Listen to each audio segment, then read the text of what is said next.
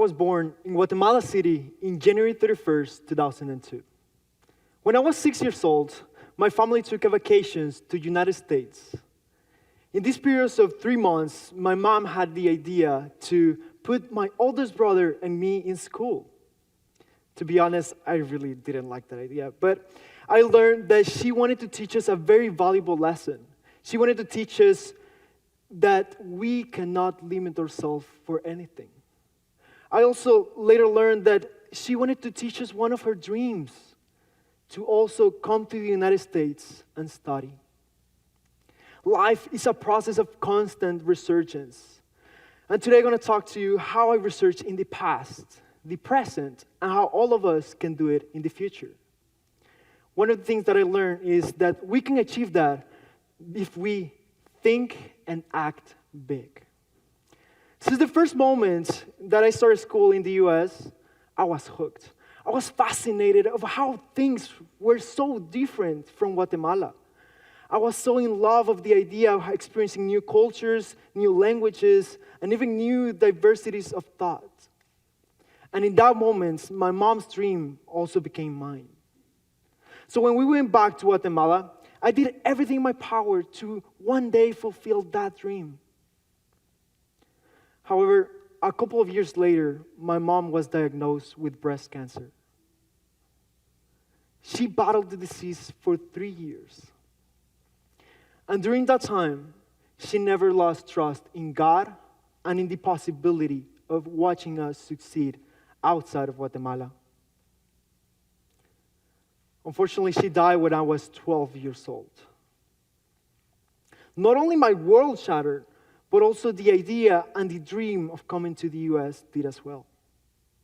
I was devastated. I didn't understand how things could get this bad. But I decided to be strong for the good of my oldest brother, my dad, and we had the responsibility of raising a 4-year-old little kid because life wouldn't wait for us. I tried to be a better son, a better student, and I tried to do everything in my power to be better. But I was neglecting my mental and physical well-being. I tried to do everything to satisfy others while I was still not focusing on myself. Unfortunately, all the frustration, anger, and disappointment converted me into the person who I was trying to avoid.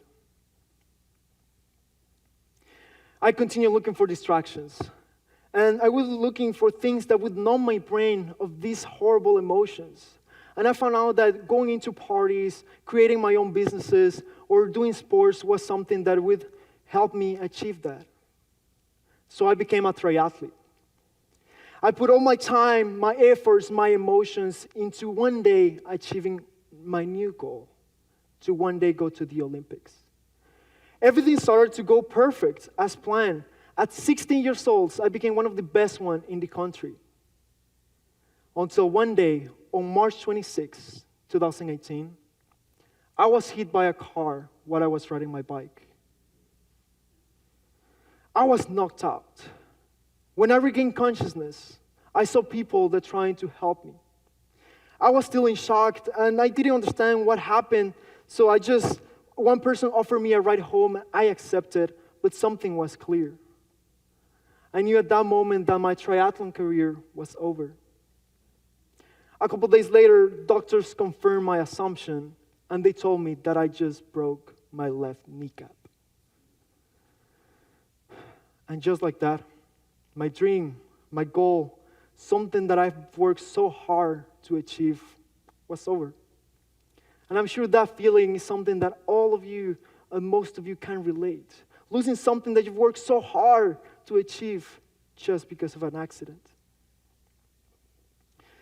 Of course, it was difficult to lose that, but I was grateful that God gave me a second chance in life. I was grateful that I can use this as an opportunity to find my purpose. Of course, it was difficult to lose the sport that I love, but for 2 years that I was doing therapy, I received support from family, friends, and coaches. Throughout this 2-year period, I started to remember the people that helped me the night of the accident. I remember the legacy of my mother, the advices of my dad, and the future that I wanted for myself and my brothers. That's where I had my first resurgence. I knew that I wanted to be an outstanding person that had an impact in people's life. I wanted to have a change with the people who I have had contact with. And just like that, I started to do and go back to my basics. I started to do things that I wanted to achieve, and I remember my dream to come into the US.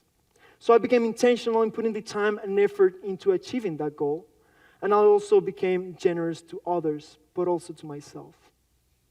Of course, a lot of doors were closed, but I didn't lose focus because I had my goal in mind. In 2020, Dallas College allowed me the possibility to come to the United States and achieve my dream. The doors were open, but who knew that a global pandemic was going to come? And just like that, my dream was stopped. I couldn't come to the US, as I am sure that all of you experienced this stop in your lives during the pandemic. But I didn't give up. I knew what I wanted to achieve. So I started to contact international advisors, and they allowed me to fulfill my dream in an online format.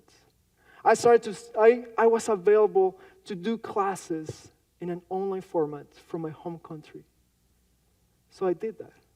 And just like that, I was achieving my dream, right?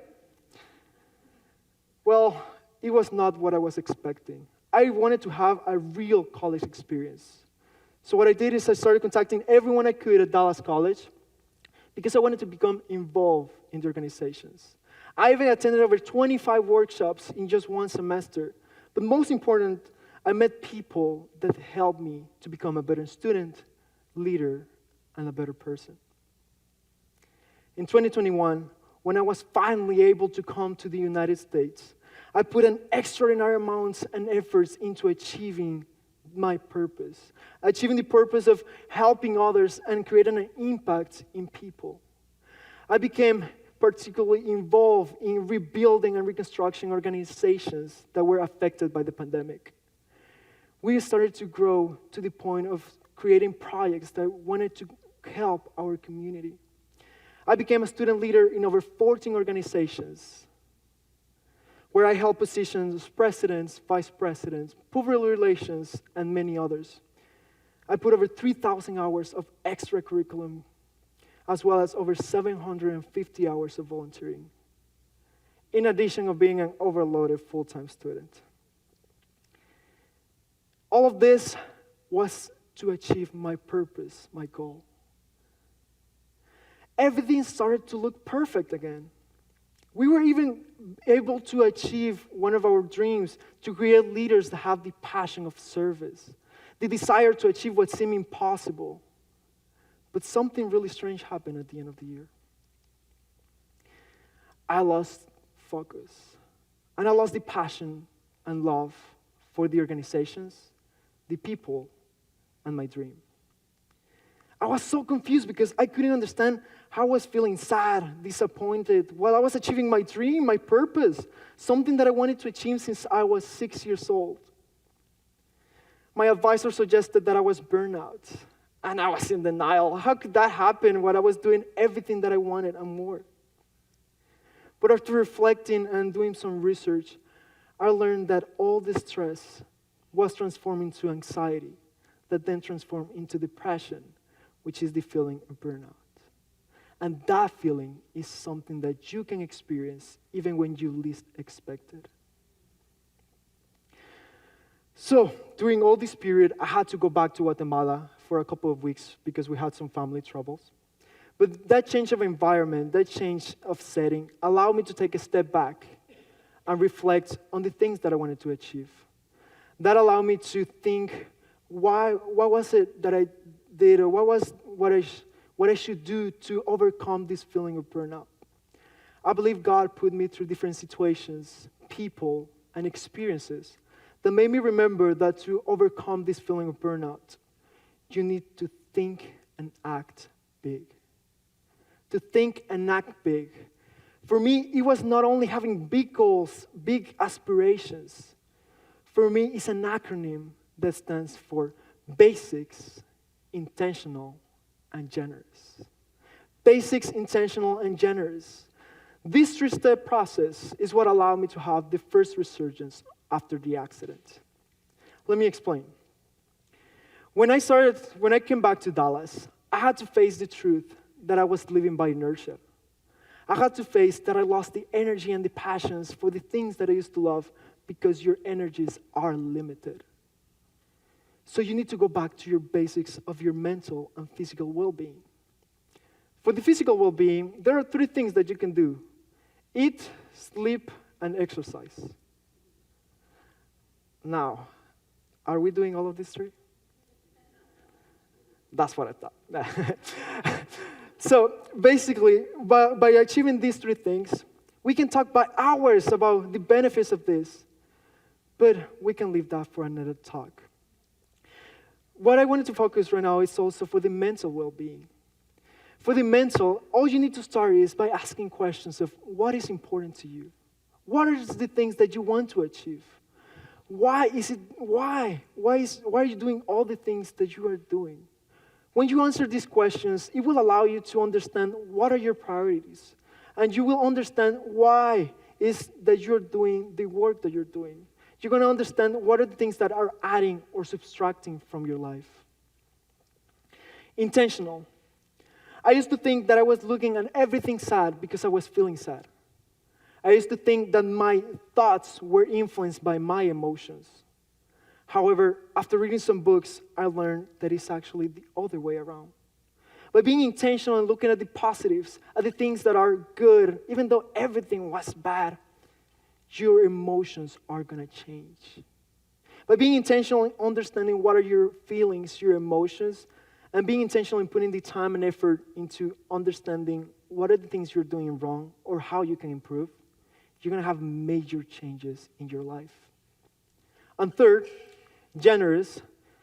For many people, including myself, it is very easy to be generous to others. It is easy to be generous with our time, our effort, our resources to others. But it's so hard to be generous to ourselves.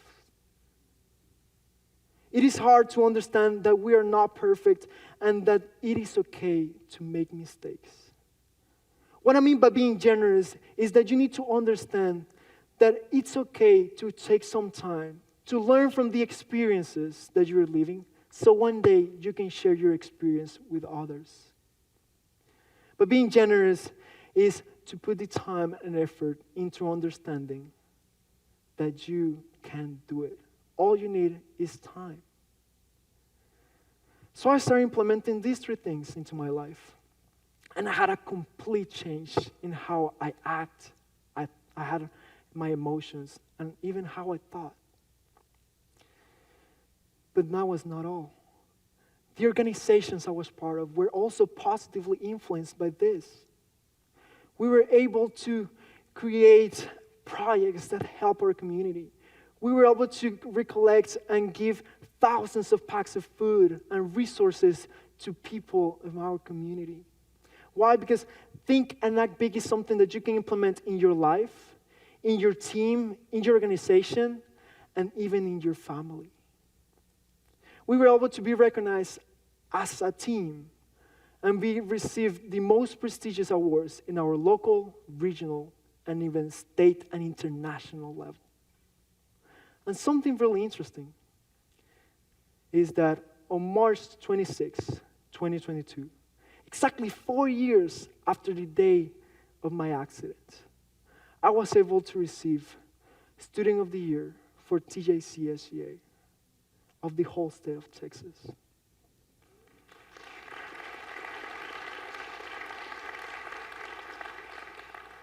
Exactly 4 years after I thought that my life and my career was over, I was able to receive a recognition that inspired me to continue helping others. And the reason why I'm here today is to tell you that it's okay if you have lost your focus. It's okay if you have lost your passions and your dreams. But today you have the possibility to go back to your basics.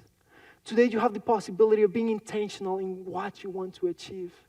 And today you have the possibility of being generous to others, but also to yourself.